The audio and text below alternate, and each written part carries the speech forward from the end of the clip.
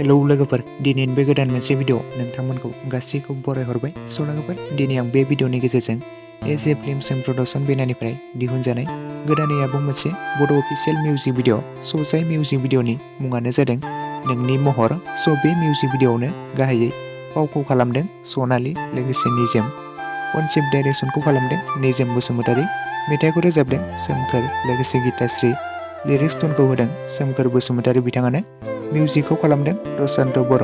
मुवायाव दङ आयनारि बसुमतारी।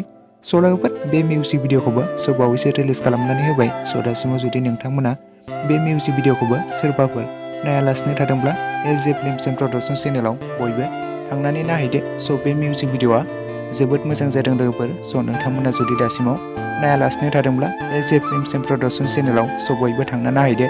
आरो सोर सोर नोंथांमोना बे मिउजिक भिडिअखौ नायनानै माबोरै मोनखो बयबो कमेन्ट सेक्सनाव फोरमायहरदो। आंबो नायनानै जोबोद मोजां मोनदों।